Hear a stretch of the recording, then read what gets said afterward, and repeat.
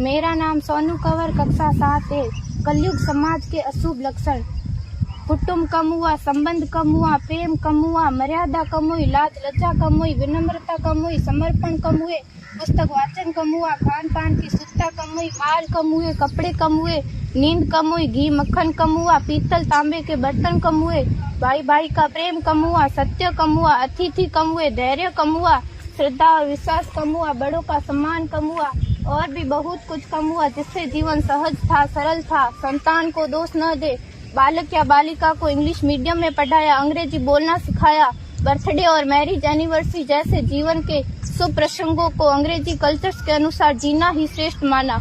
माता पिता को मम्मी डैड कहना सिखाया। जब अंग्रेजी कल्चर से परिपूर्ण बालक या बालिका बड़ा होकर आपको समय नहीं देता, आपकी भावनाओं को नहीं समझता, आपको तुच्छ मानकर आपसे जुबान लड़ाता, जब आपको बच्चे में कोई संस्कार नजर नहीं आता, तब घर के वातावरण को गमगीन किए बिना, संतान को दोष दिए बिना एकांत में जाकर रो लीजिएगा, क्योंकि पुत्र या पुत्री की पहली वर्षगांठ से ही भारतीय संस्कारों के बजाय, मंदिर जाने के बजाय केक कैसे काटा जाता है, यह सिखाने वाले आप और अम्मी है। जब बच्चा पहली बार घर से बाहर निकलता है तो प्रणाम और आशीर्वाद के बदले बाय बाय कहना सिखाने वाले आप और अम्मी है।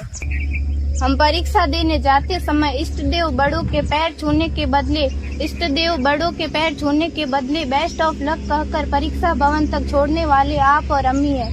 बालक या बालिका के सफल होने पर घर में परिवार के साथ बैठकर खुशियां मनाने के बदले होटल में पार्टी मनाने की प्रथा को बढ़ावा देने वाले आप और अम्मी है। बालक या बालिका के विवाह के पश्चात कुल देवता देव दर्शन भेजने से पहले हनीमून के लिए फॉरेन टूरिस्ट स्पॉट भेजने की तैयारी करने वाले आप और अम्मी है। ऐसी कई ढेर सारी अंग्रेजी कल्चर्स को हमने जाने अनजाने स्वीकार कर दिया है। अब तो बड़े बुजुर्गों के पैर छूने में भी शर्म आती है। गलती किसकी? मात्र आपके माता और पिता की। अंग्रेजी अंतर्राष्ट्रीय भाषा है, से काम का जेतु सीखना है, अच्छी बात है, लेकिन इसकी संस्कृति को अपने जीवन में उतारने की तो कोई बाध्यता नहीं थी। अपनी समृद्ध संस्कृति को त्याग कर नैतिक मूल्यों, मानवीय संवेदनाओं से रहित अन्य सभ्यताओं की जीवन शैली अपनाकर हमने क्या पाया? अवैध संबंध, टूटते रिश्ते, व्यसन युक्त धन, थके हारे मन, छल भरे रिश्ते, अनुशासनहीन संतानें, असुरक्षित समाज। एक बार विचार जरूर कीजिएगा कि संस्कारवान पीढ़ी क्यों आवश्यक है।